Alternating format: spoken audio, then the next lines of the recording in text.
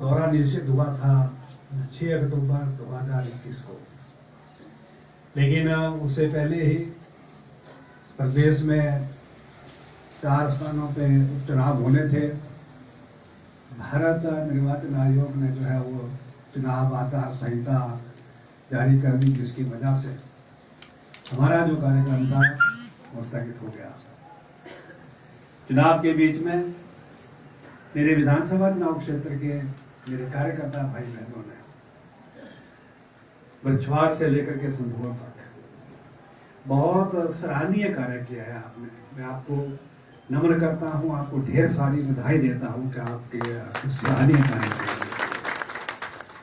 हमारे कुछ लोगों को जोगिंदरनगर विधानसभा चुनाव क्षेत्र के लिए कहा गया था, कुछ हमारे लोगों को जो खाड़ों का क्षेत्र है उनको तुंगल के क्षेत्र में, कोटली के क्षेत्र में काम करने के लिए उनको कहा गया था, और शेष जो बड़ा क्षेत्र था उनको सरका घाट विधानसभा चुनाव क्षेत्र में काम करने के लिए कहा गया था। और रजत ठाकुर और इनकी टीम जो है उनको बल विधानसभा चुनाव क्षेत्र के रोहास्टर का जो ऊपर का क्षेत्र है वहां काम करने के लिए कहा गया था।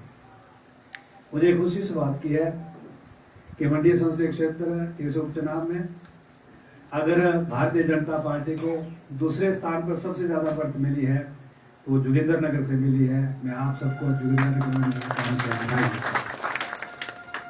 यहाँ हमारे तो सदर विधानसभा चुनाव क्षेत्र से मिली है, क्षेत्र में काम किया है, मैं उनको ढेर सारी बधाई और शुभकामनाएं देना चाहता हूँ। हमारा सरका घाट का क्षेत्र, वहाँ भी हमारी जिन बहनों ने, बेटियों ने, हमारे कार्यकर्ताओं ने बहुत ज़्यादा काम किया है।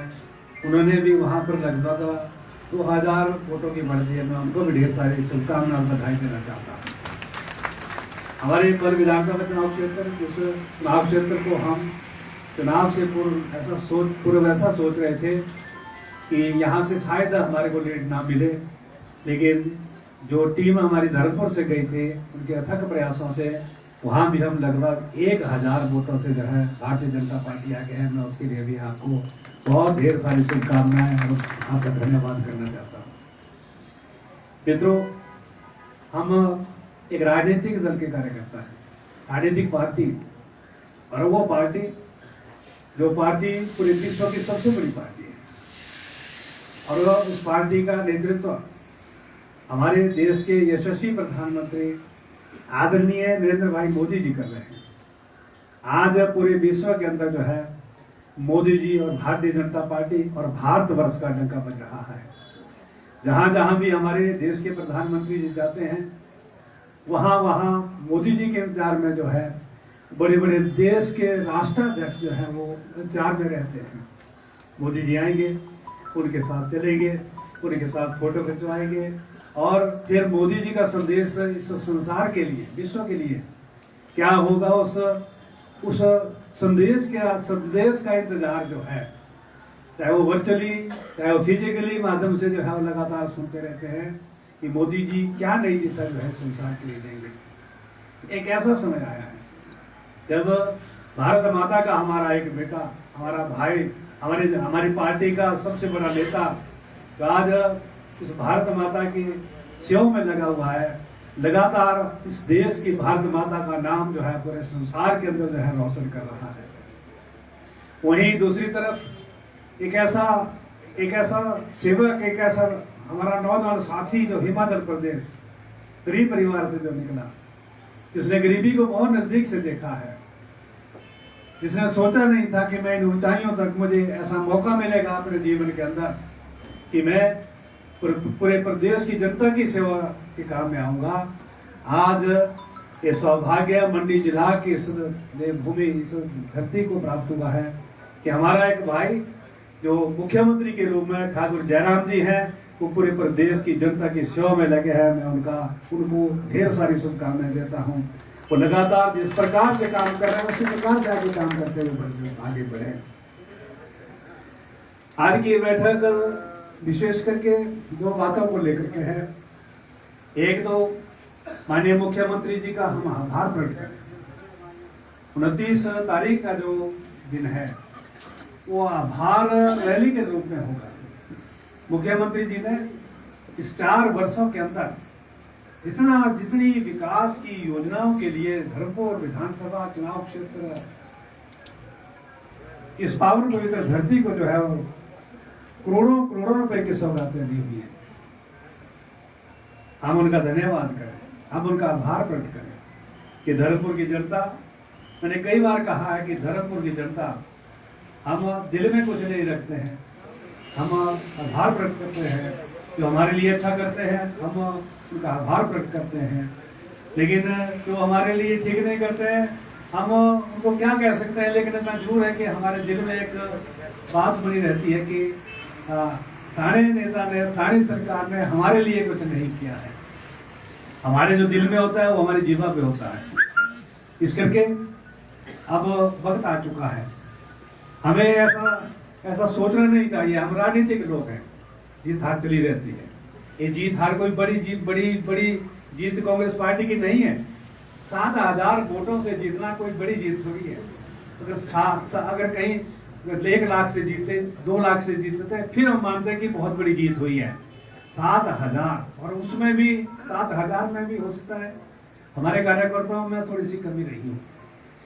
मैं पूरे मंडी संसदीय क्षेत्र में घूमने का मैंने प्रयास किया और मुझे कई जगह ऐसा पाया गया कि हमारे लोग, जैसे पूर्व वक्ताओं ने कहा है कि हमारे लोग, हमारे जो कार्यकर्ता थे, वो अपनी सरकार की उपलब्धियों को आम व्यक्ति तक पहुंचाने में असफल रहे।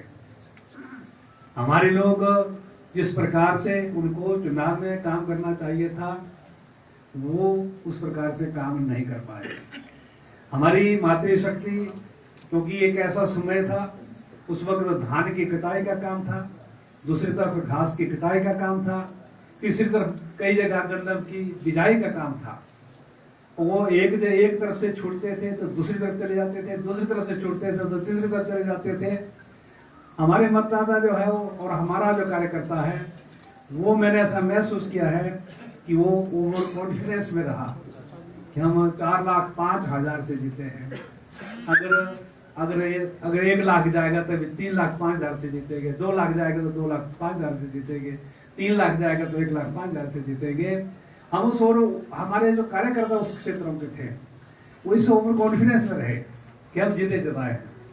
मित्रों, आपने बहुत लड़ाइयां लड़ी हैं, राजनीतिक लड़ाइयां लड़ी हैं आपने तो वो समय देखा है तो शायद ही हिमाचल प्रदेश में ही नहीं, बल्कि मैं कह सकता हूं कि पूरे भारतवर्ष में शायद ही ऐसा कोई चुनाव क्षेत्र हो जिस चुनाव क्षेत्र के कार्यकर्ता ने अलग अलग पार्टियों के अलग अलग ऐसे चुनाव चिन्हों पे चुनाव लड़े हैं, जैसे जिन चुनाव चिन्हों पे ग्राम पंचायतों के सदस्य जो है वो चुनाव लड़ते रहे।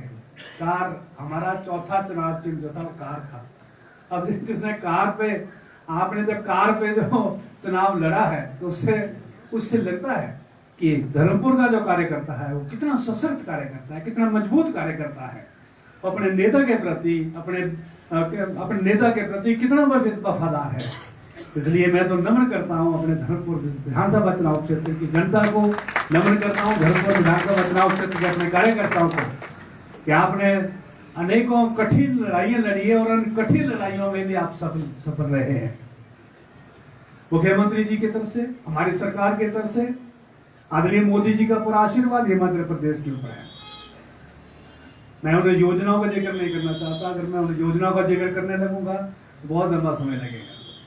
ऐसी बड़ी बड़ी योजनाएं जो है हमारे प्रधानमंत्री जी ने हिमाचल प्रदेश के लिए, हमारे प्रधानमंत्री जी ने पूरे भारतवर्ष के लिए जो है दी है, और उन्हीं योजनाओं के स्वरूप, उन्हीं योजनाओं के समानांतर जो है हमारे प्रदेश के माननीय मुख्यमंत्री ठाकुर जयराम जी ने जो उन योजनाओं से कुछ वर्ग वंचित रह रहा था, उस वर्ग को भी, उस वर्ग के लिए उसी प्रकार की योजना जो है हिमाचल प्रदेश सरकार ने जो है लागू की है।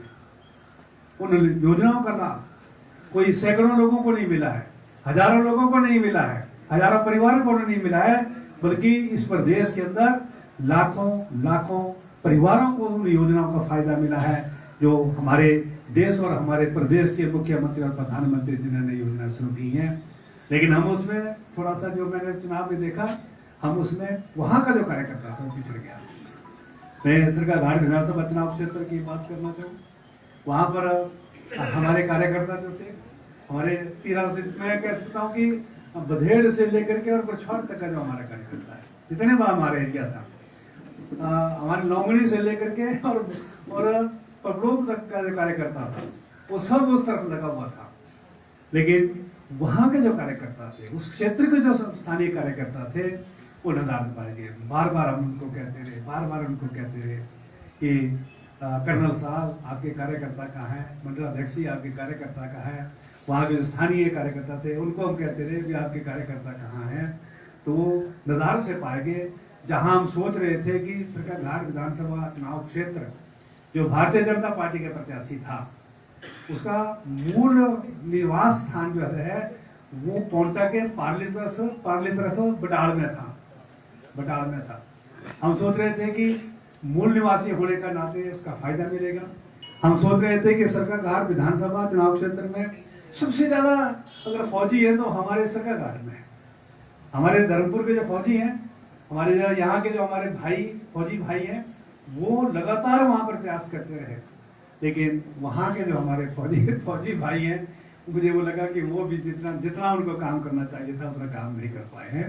एक चेतावनी है कि बहुत अच्छा हुआ कि इस चुनाव में अगर हम इस चुनाव को जीत जाते तो हमारे कार्यकर्ताओं ने बहुत बड़ी नींद में, कुंभकर्ण की नींद में सो जाना था कि अब हम जीते जताए हैं, आगे हमें कुछ करने की आवश्यकता नहीं है।